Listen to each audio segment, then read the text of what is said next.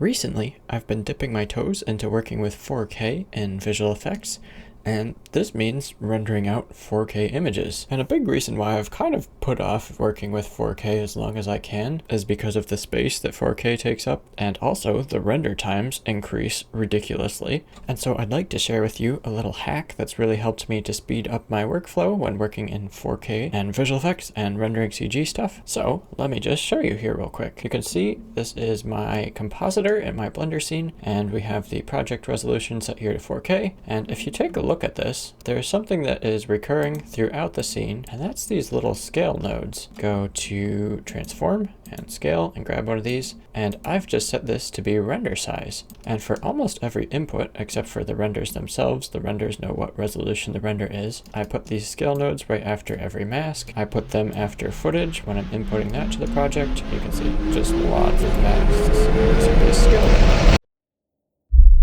Quick note from a future Ian, I did some tests. It turns out the mask nodes in the compositor will also scale depending on the percentage of the render size. So that's 5 scale nodes in this scene that don't really need to be here.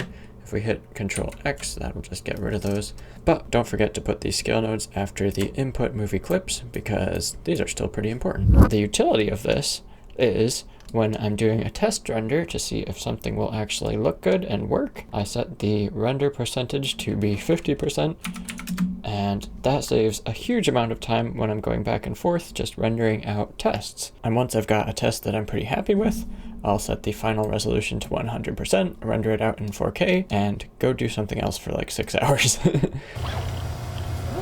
But yeah, I hope you find this useful when working on your 4K projects. So, real quick, 2 things. First of all, if you want to learn step by step how to create this shot, I have a new course on how to do exactly that. There's a link in the description where you can find that. And the second thing is, I wanted to share a quick gift with you, and that's these seamless looping smoke assets. And I find these are pretty handy for adding life and atmosphere to my scenes. So if you want to grab this asset pack, there's a link in the description where you can get them for free. Cheers!